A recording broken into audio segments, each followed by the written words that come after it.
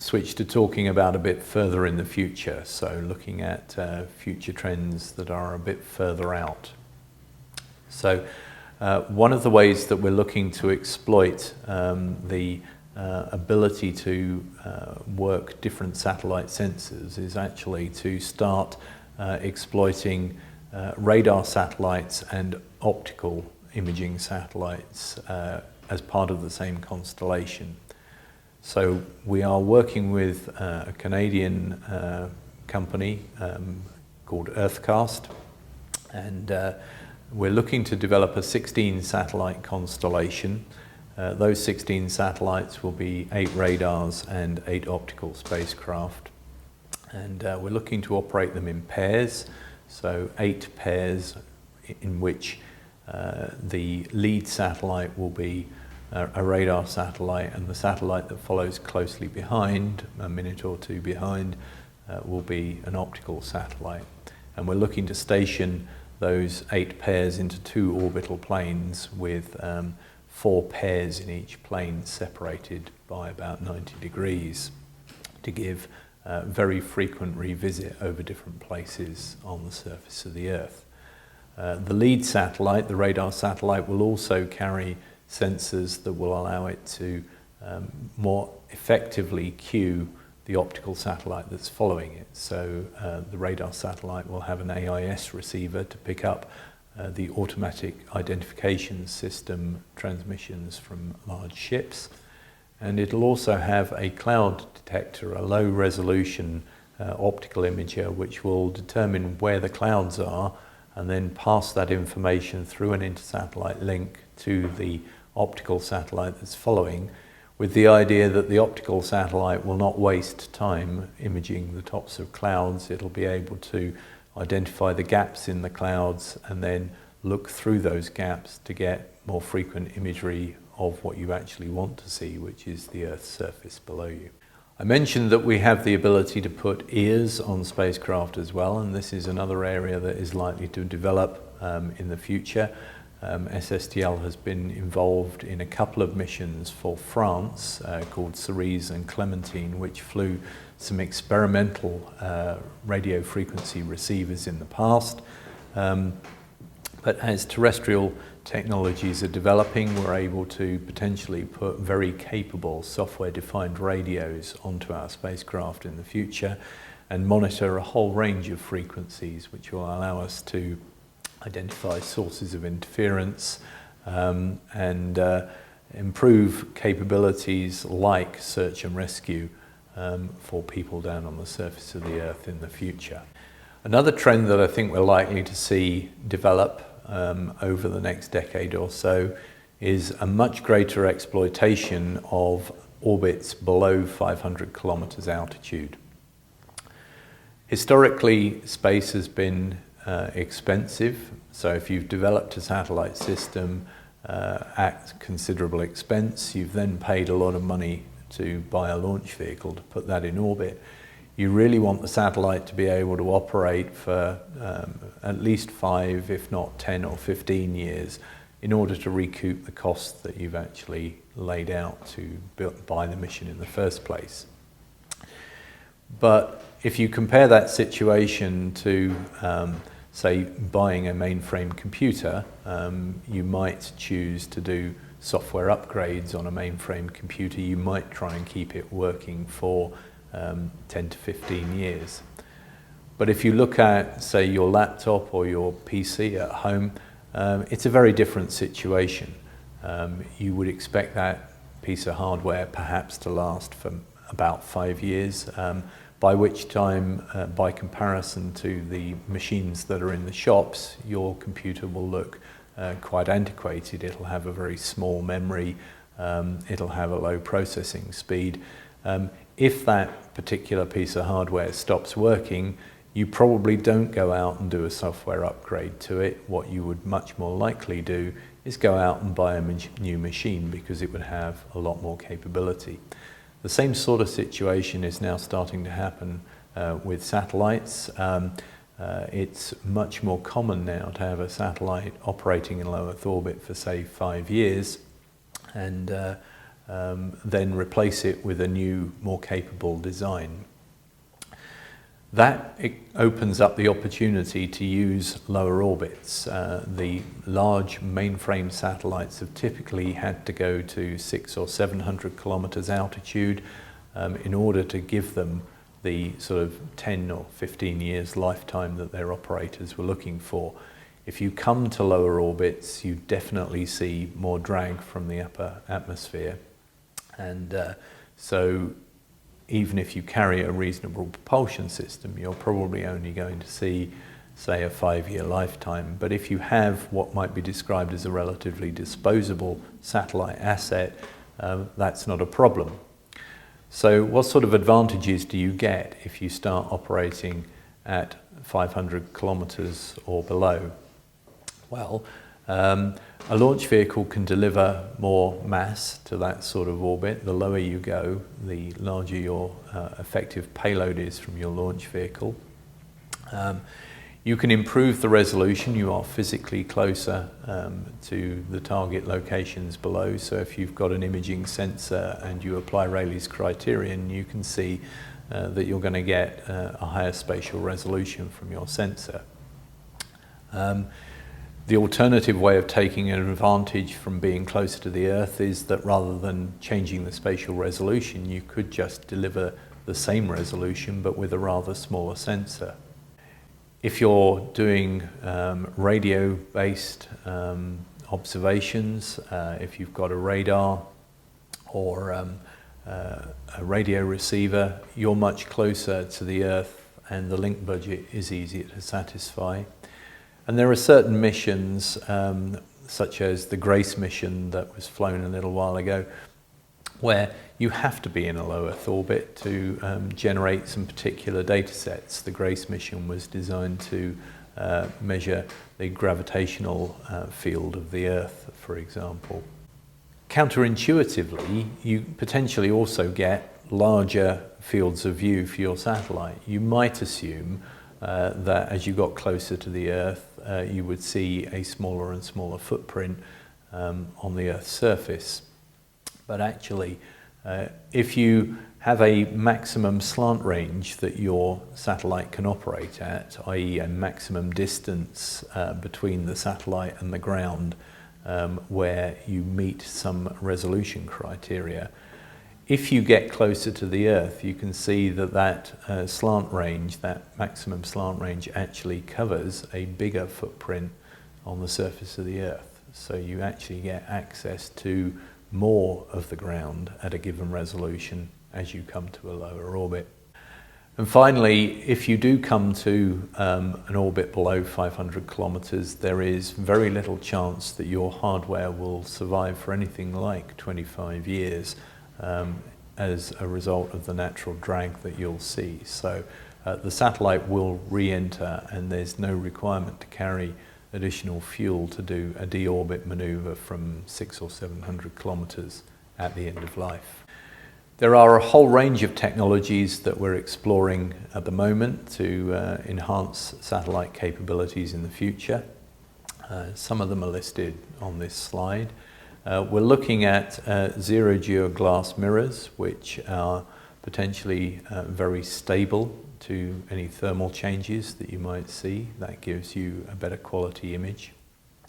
We're also looking to develop carbon fiber composite structures, also with carefully controlled thermal properties to make lighter weight structures for some of the elements of our spacecraft.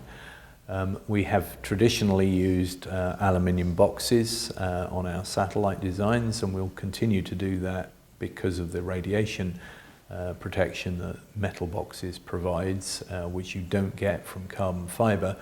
But for some of the structures on a spacecraft, taking mass out of the design by using carbon fiber is a good idea.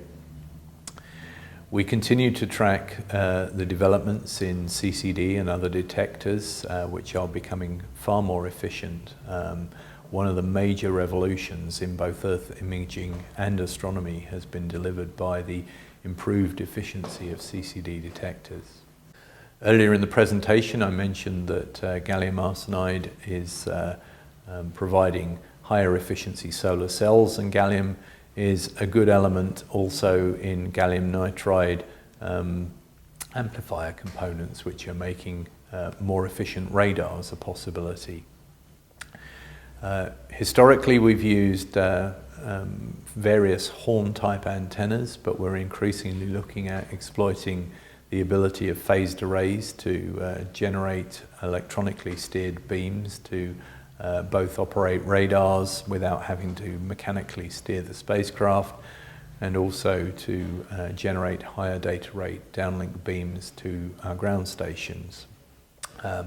Illustrated in the lower right of this slide is a mechanically steerable antenna design that we've been exploiting on our spacecraft recently to direct the data downlink to our ground station. The satellite knows its orbit and knows where the ground station is that it's trying to communicate with, and is therefore able to generate a tight beam that improves the data rates or getting information off the spacecraft.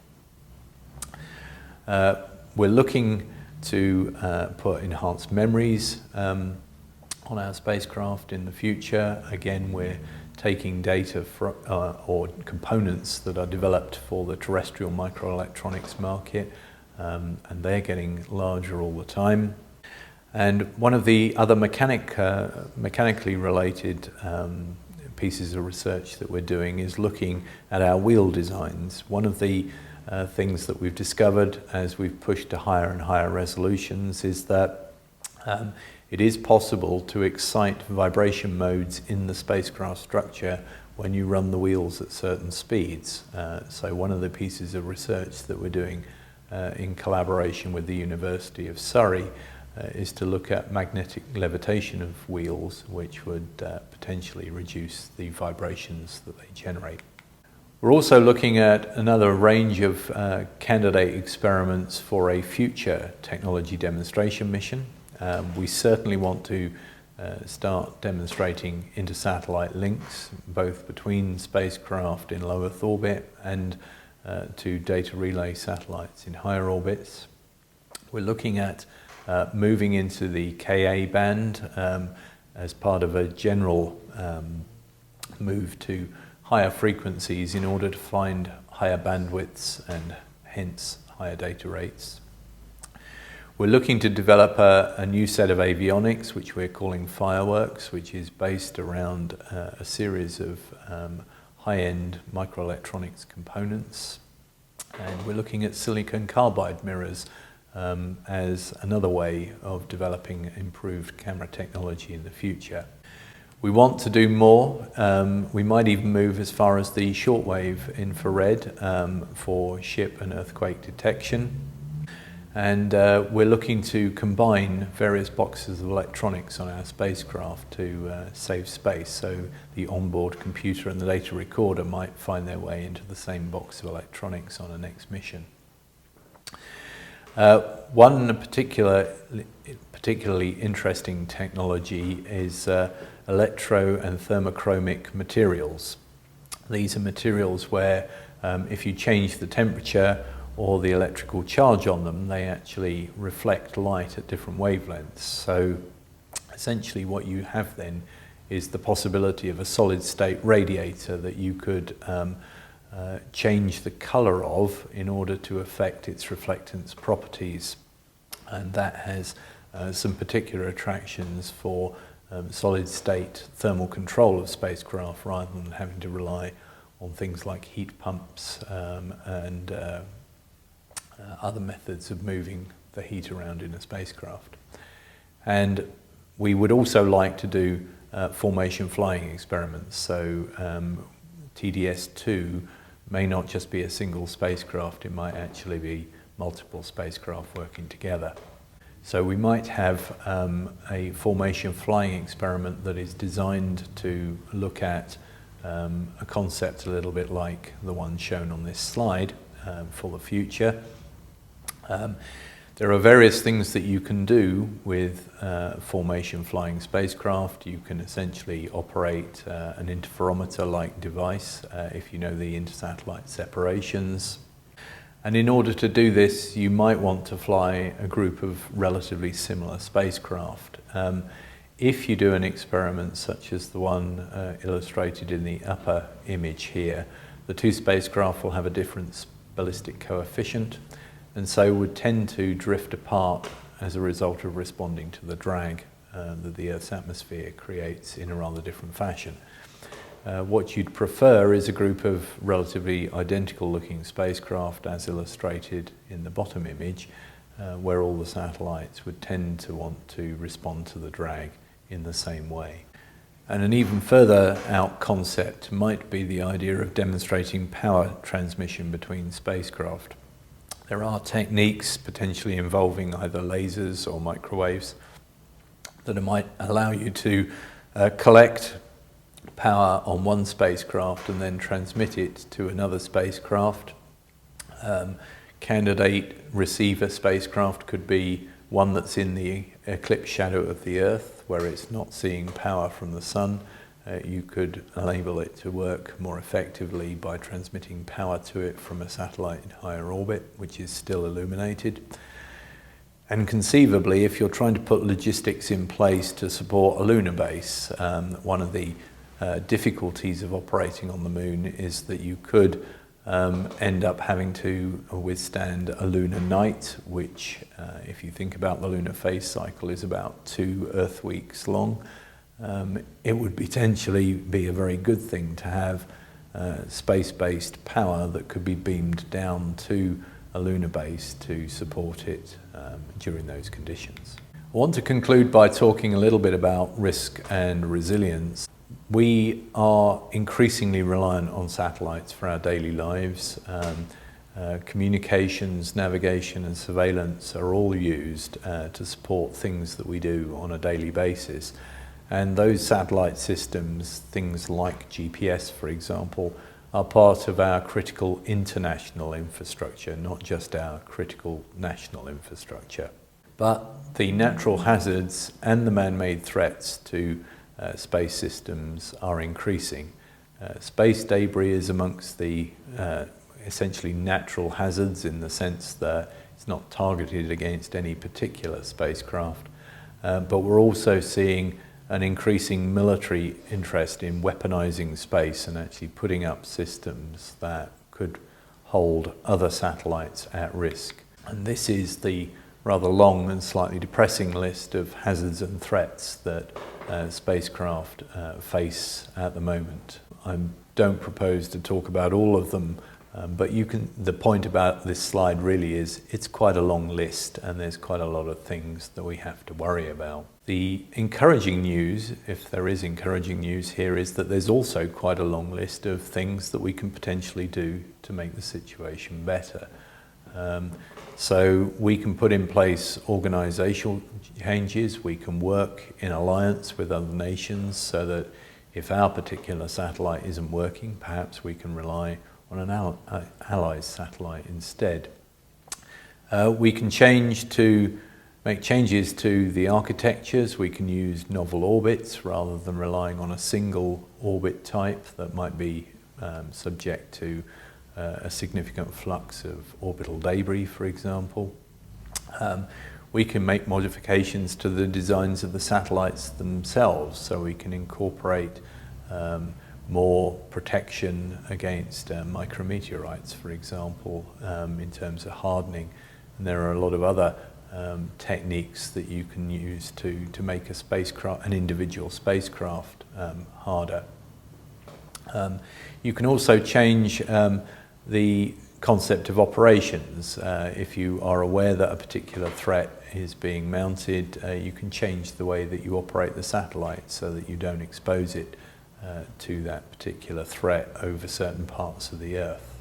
And there are threat detection packages. The US have talked about a concept called ANGELS, which is perhaps one of the most contrived acronyms in the space industry. ANGELS stands for Autonomous Nanosatellite Guardians Evaluating Local Space, but essentially they are small adjunct missions that look out for threats to larger spacecraft. One way we can make the situation better is improving space situation awareness.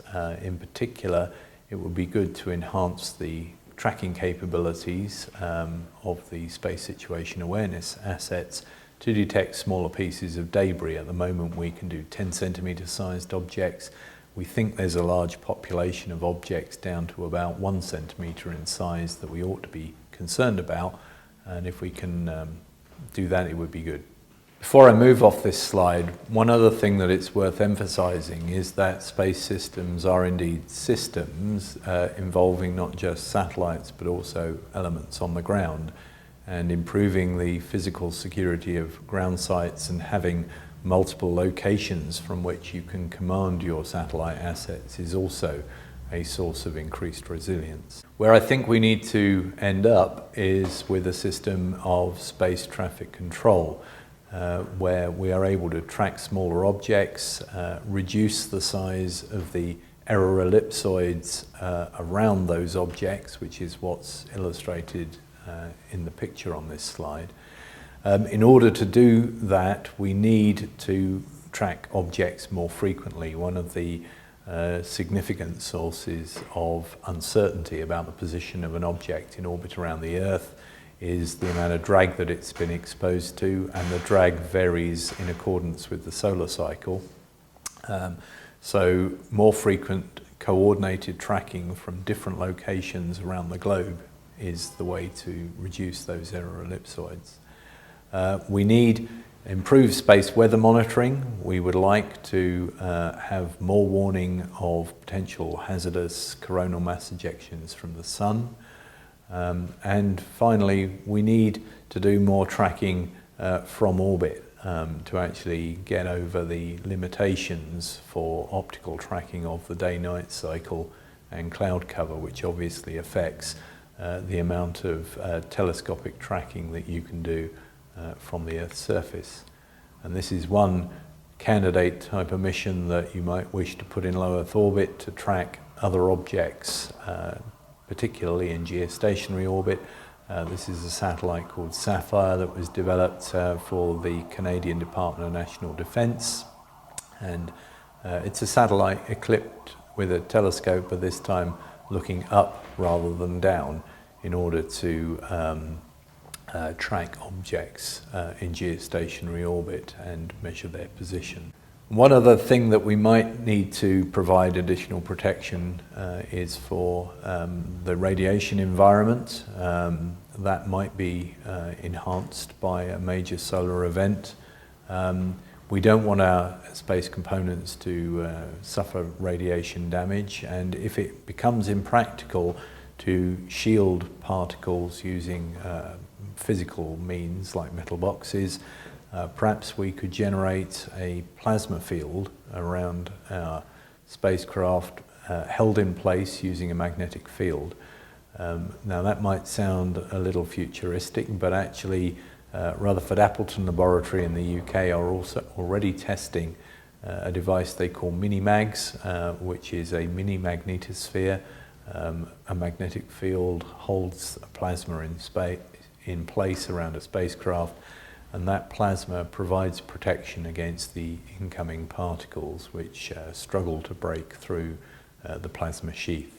A page of conclusions just to finish with. I hope I've left you with the impression that small satellites continue to evolve rapidly. We continue to take advantage of the developments in terrestrial electronics and put them into our spacecraft. They're increasingly operational and tactical rather than strategic assets. We're able to be far more responsive now than we used to be.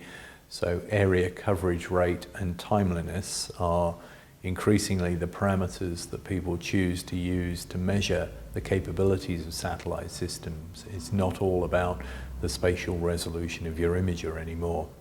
And in some cases, the agility of small satellites allows you to do things which larger satellites simply can't. And in the future, perhaps as we move into swarms of even smaller spacecraft, that will provide yet further capabilities that individual small satellites can't deliver.